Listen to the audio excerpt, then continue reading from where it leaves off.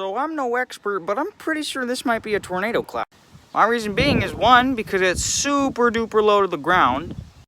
2, it's super duper high up, which is a sign of a tornado.